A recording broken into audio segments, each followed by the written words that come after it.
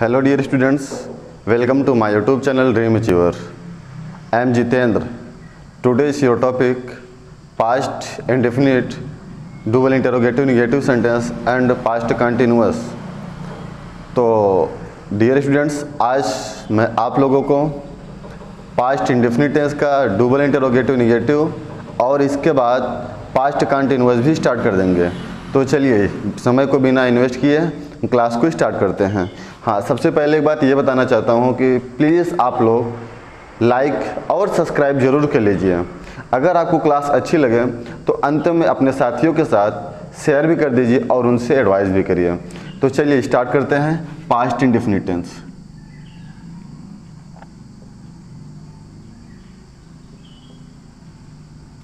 Past indefinite tense.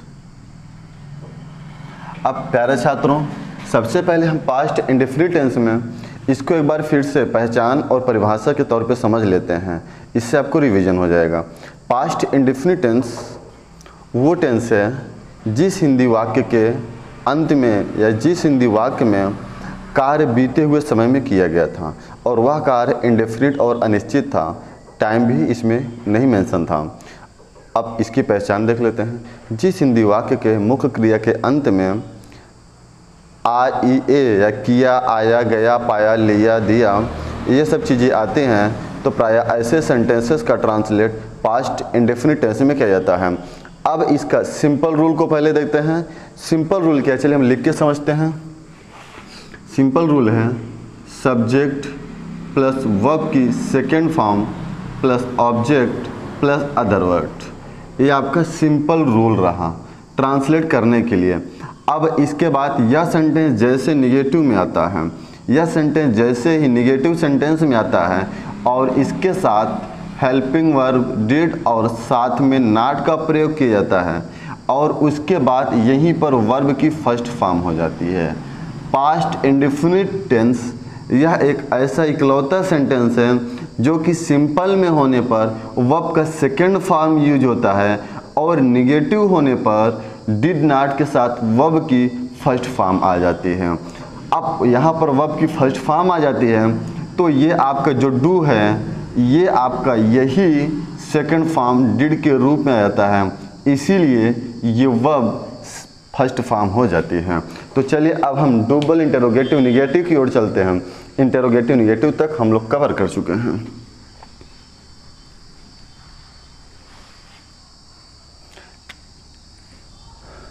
Double interrogative negative.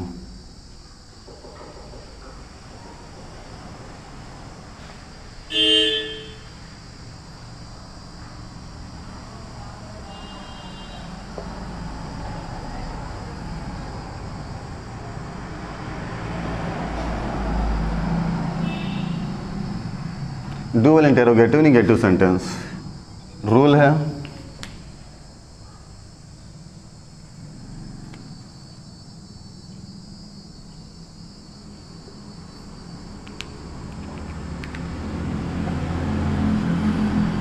Question word plus did plus subject plus verb की first form plus object plus other word. प्यारा साथियों, ये आपका rule double interrogative negative sentence का double interrogative का rule. Negative इसी में mention कर देते हैं प्लस नॉट वर्ब की first form plus object plus other word. आइए एग्जाम्पल देखते हैं।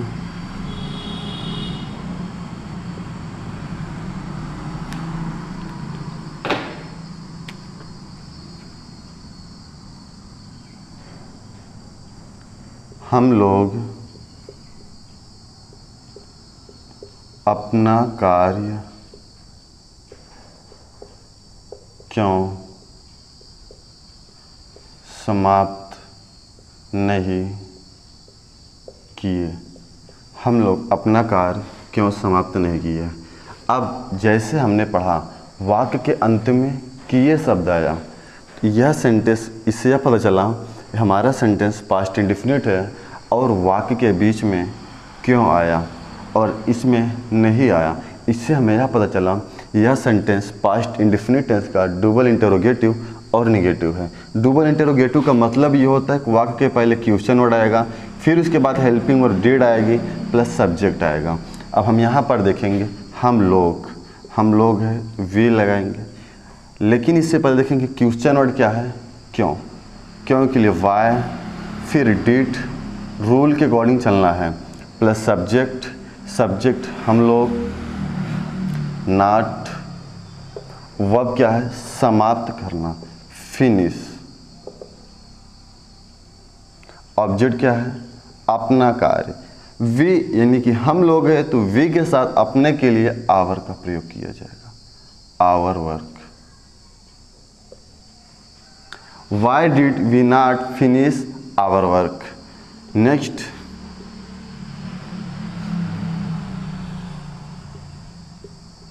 सीता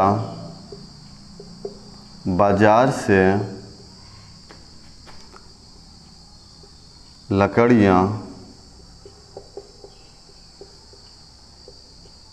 खरीद कर क्यों नहीं लाई। अब इस सेंटेंस को देखते हैं, सीता बाजार से लकड़ियाँ खरीद कर क्यों नहीं लाई। वाक्य में क्यों तो डबल इंटरोगेटिव, वाई का प्रयोग, फिर उसके बाद सीता। देखो यहाँ पर एक बात, चाहे सब्जेक्ट सिंगुलर हो या प्लूरल, लेकिन इसमें डिड का ही प्रयोग होगा। Y did Sita not. अब इसमें थोड़ा एक बात को समझना कि हम पहले खरीद कर लाई या लकड़ियाँ से बाजार, क्या पहले लिखेंगे। मैं आप लोगों को एक बात बताई थी कि आपको मेन वर्ब पहले लिखना है, जो वर्ब होती है मेन वर्ब होती है, और यहाँ पर इसे लास्ट में लिख सकते, लाई जो लास्ट में मेन वर्ब ये होती है। ब्रिंग मतलब लाना, क्या यहाँ पर देखना लाई, फिर इसके बाद ये लिखना है। वर्ब एक डायरेक्ट वर्ब है, इनडायरेक्ट वर्ब होता है। लाई पहले लाई, फिर उसके बाद खरीद कर, टू ब्रिंग क्या है लकड़ियाँ, ब्रिंग, सॉरी यहाँ पर 1 मिनट 2 हो गया, bring to wood, bring wood to buy from market. आप लोग इस तरीके से खासकर ट्रांसलेट करते हैं, लेकिन याद रखना इसका जो ट्रांसलेट होगा लाई खरीद कर लकड़ियाँ बाजार से। आप जो रूल मैंने बताया था उससे भी करिए, पहले ये करिए, फिर ये करिए, फिर ये, फिर ये, फिर ये। तो आइए उसको देखते हैं। Why did Sita not bring to bye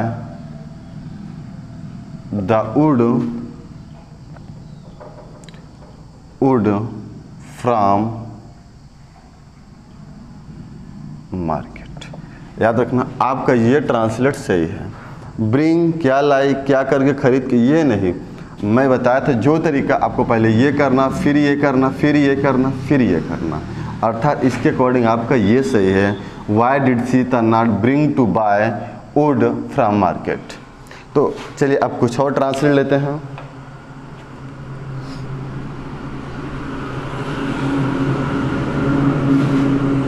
अगला है आपको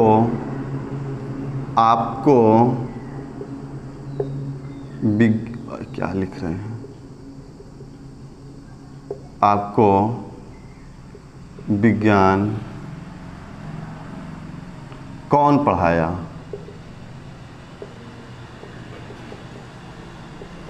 कौन पढ़ाया, मुझे बाहर से कौन बुलाया। डियर स्टूडेंट्स, आप यहाँ पर समझते हैं ऐसे सेंटेंस करने में बहुत लोगों को प्रॉब्लम होती है, और आप लोग ज़्यादातर गलत कर देते हैं। तो इसमें देखना मिस्टेक कहाँ पर होती है और इसमें क्या सही है क्या गलत है। सबसे पहले ये देखेंगे यह सेंटेंस कैसा है, जैसे ही पढ़ा गया और यह वाक्य के बीच में कौन शब्द आया, इससे पता चला कि सेंटेंस डबल इंटरोगेटिव है। यहीं पर एक बात याद रखना कि अब हम उसके बाद क्या ढूंढेंगे, सब्जेक्ट ढूंढेंगे। सब्जेक्ट क्या है, आपको विज्ञान कौन पढ़ाया, आप लोग बताइए कि पढ़ाया कौन। इस वाक्य में सब्जेक्ट है ही नहीं। जब इस वाक्य में सब्जेक्ट नहीं है तो क्या करना है, जो कौन शब्द है आप इसे सब्जेक्ट मान करके सेंटेंस को सिंपल रूल के अकॉर्डिंग ट्रांसलेट करना है और लास्ट में क्वेश्चन वर्ड लगा देना है। क्योंकि इस वाक्य में सब्जेक्ट है नहीं, सब्जेक्ट आपसे पूछा जा रहा है सेंटेंस डबल इंटरोगेटिव का, लेकिन यहाँ पर जब सब्जेक्ट नहीं है तो आप इसमें इसे डबल इंटरोगेटिव के अकॉर्डिंग ना करके कौन को सब्जेक्ट मानिए, सिंपल के अकॉर्डिंग यह ट्रांसलेट किया जाएगा।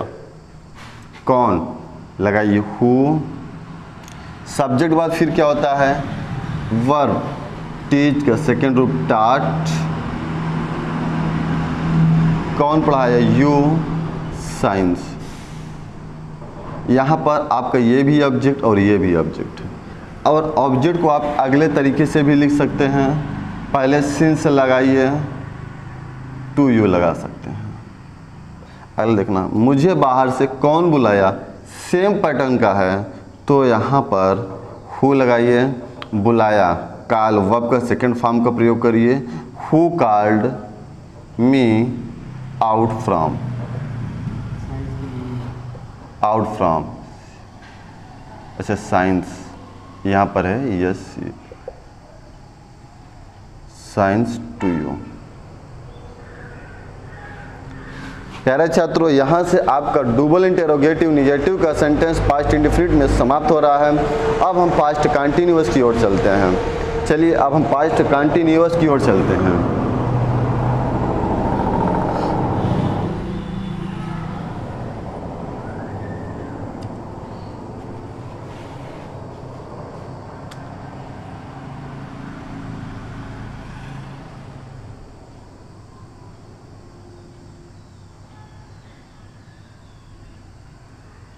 पास्ट कंटिन्यूअस टेंस, ये है पास्ट कंटिन्यूअस टेंस। ध्यान समझना, पास्ट का मतलब होता है बीता हुआ समय अर्थात स्थाथित है। कंटिन्यूअस कार्य अपूर्ण हो, यानी कि कार्य जारी हुआ हो। पास्ट बीता हुआ समय, कंटिन्यूअस कार्य जारी हो, निरंतर हो, लगातार हो। टेंस का मतलब काल, काल का मतलब समय, समय का मतलब कार्य, कोई एक्शन होता है। अर्थात बीते हुए समय में कर्ता द्वारा कार्य जारी रहना पाया गया था। प्राय ऐसा सेंटेंसेस पास्ट कंटिन्यूअस टेंस कहलाता है। पास्ट बता चुका हूँ, अब इसकी पहचान है। पहचान भी मैंने बता दिया, जिससे इंग्लिश में रिकॉग्नाइज कहते हैं। रिकॉग्नाइज, कर्ता द्वारा कार्य बीते हुए समय में जारी रहना पाया गया था। कर्ता द्वारा कार्य बीते हुए समय में जारी रहना पाया गया था। ऐसा सेंटेंस पास्ट कंटिन्यूअस कहलाता है। अब इसमें पहचान देखते हैं। इसमें पहचान देख लेंगे तो बात फिर भी सही हो जाएगी। पहचान और रोल को देखते हैं, फिर ट्रांसलेट करते हैं। सबसे पहले आप लिखिए, सॉरी, डेफिनेशन मतलब परिभाषा होता है। रिकॉग्नाइज, रिकॉग्नाइज मतलब पहचान, पहचान। जिस हिंदी वाक्य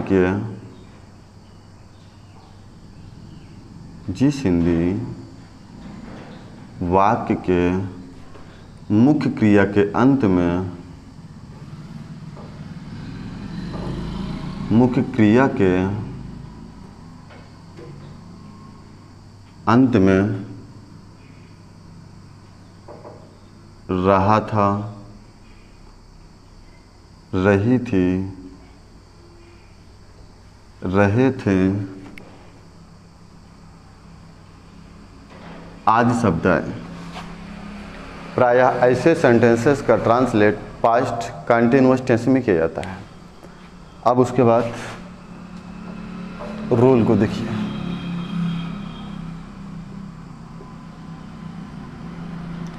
सब्जेक्ट प्लस वाज या वर प्लस वर्ब की फर्स्ट फॉर्म में ING plus object plus other word.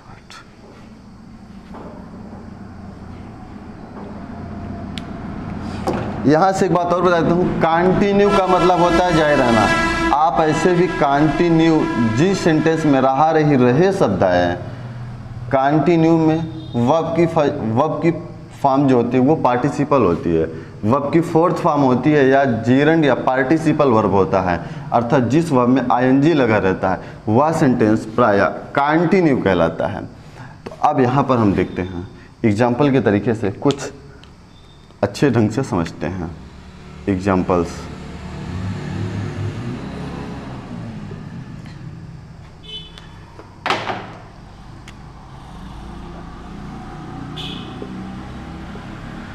Mohan बाजार जा रहा था। सीता गीत गा रही थी। बच्चे खिलौने खरीद रहे थे। बच्चे खिलौने खरीद रहे थे। मेढक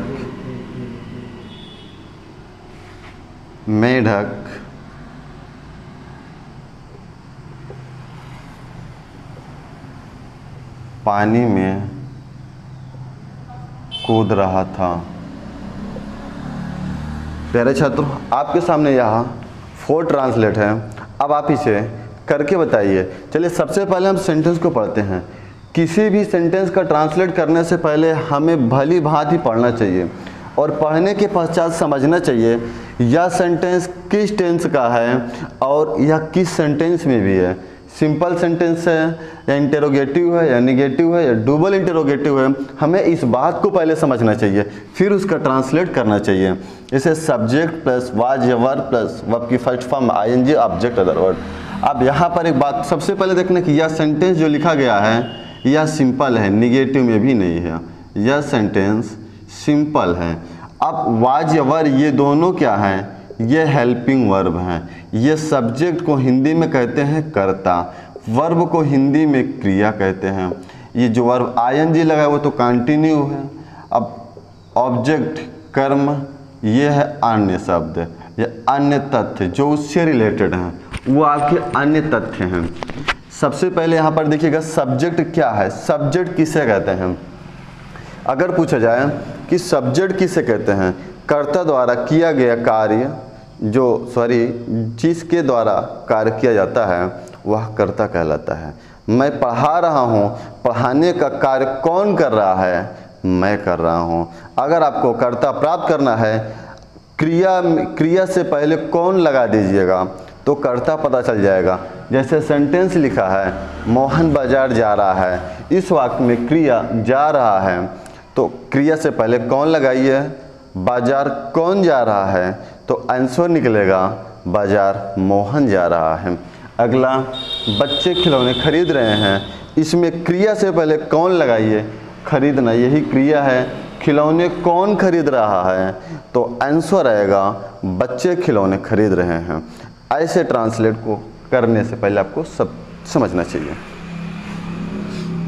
सब्जेक्ट मोहन। एक बात और यहाँ पर याद रखना, वाज का प्रयोग ही, सी, इट और singular number subject, singular number he, she, it और singular number subject like Mohan, Sohan, Geeta. अब यहाँ पर देखेंगे जैसे कोई नाम आएगा तो ये एक वचन रहेंगे। इनके साथ वाज का प्रयोग, यदि प्रोनाउन रहेंगे तो ही सी इट, इनके साथ भी वाज का प्रयोग किया जाता है। अब उसके बाद वर, ये यहाँ पर देखना आई के साथ भी वाज होता है। We you they those this और प्लूरल नंबर सब्जेक्ट के साथ, जैसे राम एंड श्याम, गीता एंड सीता। अगर एंड से जुड़े होंगे कोई नाउन तो उनके साथ प्लूरल अर्थात वर का प्रयोग किया जाएगा। यदि आप सिंगुलर प्लूरल समझते होंगे, इसके साथ देख लेना एक बात और, जो ये वाज है यहाँ पर देखेंगे 1 2 3 यानी 3 लेटर का है, 1 2 3 4, ये 4 लेटर का है। 4 लेटर है तो ये ज़्यादा तो प्लूरल के साथ, ये 3 है तो ये सिंगुलर के साथ आपको प्रयोग किया जाएगा। याद रखना सब्जेक्ट की जस्ट बात हेल्पिंग वर्ब का प्रयोग किया जाता है। तो चलिए अब हम ट्रांसलेट की ओर चलते हैं। जैसे मोहन बाजार जा रहा था, सब्जेक्ट मोहन, अब मोहन के साथ में वाज का प्रयोग। फिर वर्ब क्या है, क्रिया, मोहन का क्या कार्य है। अगर आपको क्रिया प्राप्त करनी है तो वाक्य में क्या का प्रयोग करिए, मोहन क्या कर रहा है, मोहन क्या कर रहा है, तो आप बताएंगे जा रहा था। मोहन जा रहा था तो Mohan was going to market. Mohan was going to market, Mohan जा रहा था।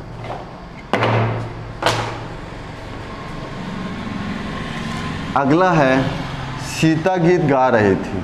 इस वाक्य में सब्जेक्ट सीता सिंगुलर नंबर है, वाज, सीता क्या कर रही थी, गा रही थी। सिंग मतलब गाना, वर में आईएनजी लगा दीजिए। सिंगिंग क्या गा रही थी, गीत गा रही थी। अगला बच्चे खिलौने खरीद रहे थे। इस वाक्य में सब्जेक्ट द चिल्ड्रेन, बच्चे बहुवचन है, वर का प्रयोग। अब क्या कर रहे थे, खरीद रहे थे। बाय मतलब खरीदना, बाइंग, क्या खरीद रहे थे, खिलौने, द टॉयज। अगला मेढक पानी में कूद रहा था, सब्जेक्ट है the frog, singular number, was लगाइए, कूदना जंप, आईएनजी लगा दीजिए, जंपिंग। कहाँ कूद रहा था, मैं, इनटू वाटर। अब आप इस बात को यहाँ पर ध्यान देंगे कि इनटू का प्रयोग हुआ, जब मैं के अर्थ में आए तो इन का प्रयोग होता है। यदि मैं के अर्थ में कोई चीज़ उसके अंदर गति करते हुए प्रतीत हो, वहाँ पर इन के स्थान पर इनटू का प्रयोग हो जाता है। गति होती है तो वहाँ पर टू का प्रयोग होता है। ज़रा ध्यान से देखना, अभी मैंने गोइंग टू मार्केट, बाजार जा रहा है तो गति से बाजार जा रहा है, यहाँ पर टू का प्रयोग हुआ। मैं नहीं था इसीलिए इन नहीं लगा, और यहाँ पर मैं था, इन और टू लगा दिया। इनमें टू को मैंने जोड़ दिया क्योंकि यहाँ पर गति हो रही थी इसीलिए। तो चलिए अब अगला रूल को, अगले सेंटेंस को देखते हैं। अच्छा, शायद आपको यहाँ तक समझ में आ गया होगा। अब हम इसी सेंटेंस, या अफर्मेटिव अर्थात सिंपल सेंटेंस था, अब निगेटिव की ओर चलते हैं। देखिए इसी में निगेटिव में क्या डिफरेंट होता है।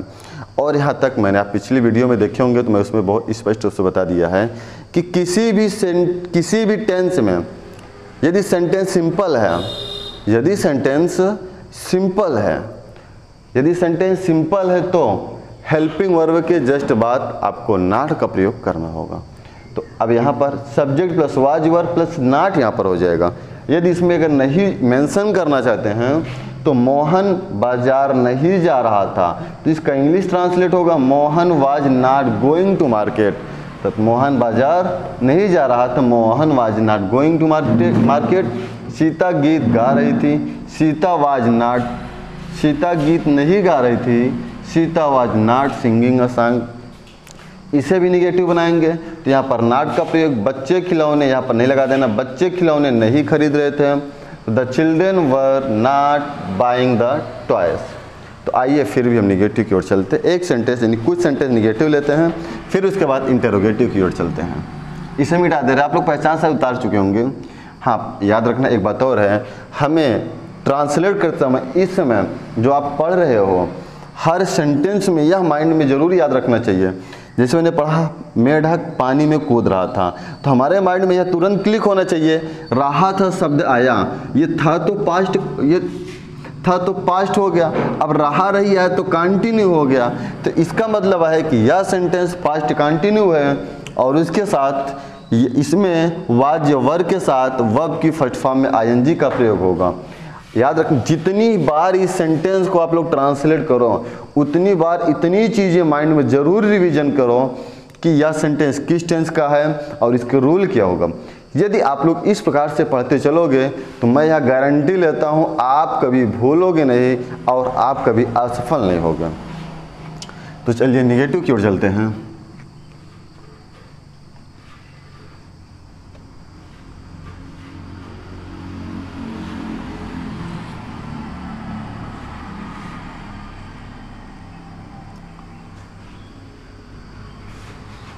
Negative sentence,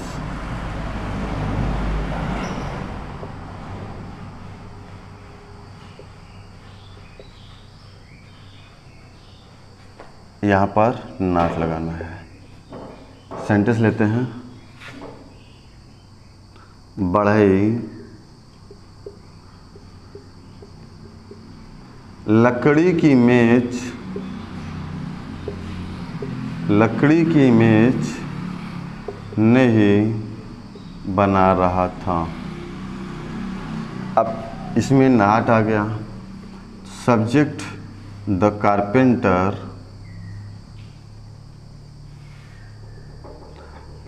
was ever singular है, वाज का प्रयोग, हेल्पिंग वर्ब के जस्ट बाद नॉट, फिर वर्ब क्या है, बढ़ाई क्या नहीं कर रहा था, बना नहीं रहा था।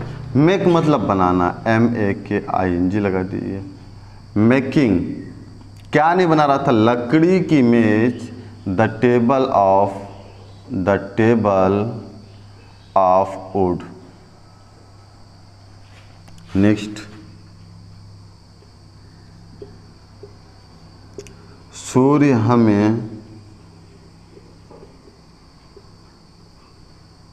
सूर्य कल हमें प्रकाश नहीं दे रहा था।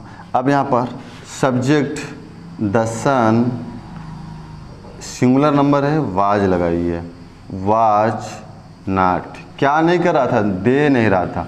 गिव मतलब देना, आई। अब यहाँ पर देखना जैसे गिव है इसमें ING जोड़ना है तो ING, याद रखना ये चीज़ें गलत है। यदि जिस वर्ड में ING आपको जोड़ना है तो उसमें यदि आई है अंत में, सॉरी ई है तो ई को हटा देना है, ये हो जाएगा गिविंग अस लाइट। अब अगर इसी में आप निगेटिव देखना चाहते हैं तो निगेटिव तो हो गया। यदि इंटेरोगेटिव आता है तो इंटेरोगेटिव में क्या है, वाक्य के पहले क्या आ जाएगा, वाक्य के पहले क्या आ जाएगा। और यदि वाक्य के पहले क्या आता है तो आपको यह याद रखना है कि उस सेंटेंस की सहायक क्रिया अर्थात हेल्पिंग वर्ब क्या के रूप में प्रदर्शित होती है। वाक्य पहले क्या आया तो हमें यहाँ पर वाज का प्रयोग कर देना चाहिए। तो इससे हमें पता चलेगा यह सेंटेंस इंटेरोगेटिव का है। आइए हम इंटेरोगेटिव रूल की ओर चलते हैं। अब इंटेरोगेटिव देखते हैं।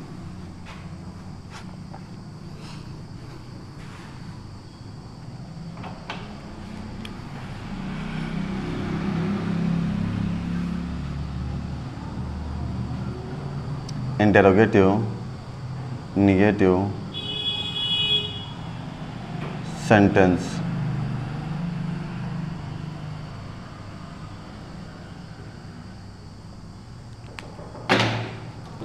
इसमें क्या होगा, वाक्य के पहले वाज या वर आ जाएगा, was were plus subject plus not plus verb की, देखो यहाँ पर वर्ब की फोर्थ फॉर्म लिख रहे हैं, तो इसका मतलब समझ लेना वर्ब की फर्स्ट फॉर्म में आईएनजी, यानी कि ये जो गोइंग होता है जीरंड वर्ब होता है, जैसे कमिंग, याद रखना ये सब सारी चीज़ें, लेकिन आईएनजी वाली चीज़ें आ जाएंगी वर्ब की fourth form plus object plus other word.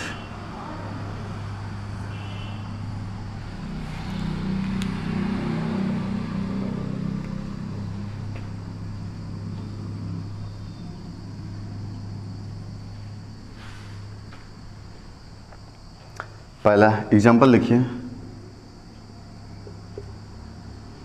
क्या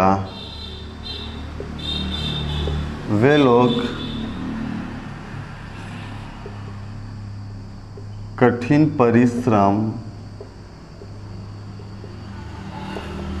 नहीं कर रहे थे? क्या वे लोग कठिन परिश्रम नहीं कर रहे थे? यहाँ पर देखिए वाक्य के पहले क्या आया, तो यह समझ लेना है कि वाक्य के पहले अगर यदि क्या आया है, इस सेंटेंस की जो हेल्पिंग वर्ब होगी वाक्य के पहले आएगी। अब वे लोग हैं तो प्लूरल नंबर है, यहाँ पर वाज या वर, प्लूरल है तो वर का प्रयोग, फिर सब्जेक्ट वे लोग इस दे, नाट नहीं है नाट का प्रयोग, वर्ब क्या नहीं कर रहे थे, कठिन परिश्रम वर्किंग, परिश्रम करना वर्किंग, कठिन का हार्ड। नेक्स्ट देखिए, क्या बाहर भारी वर्षा नहीं हो रही थी? क्या बाहर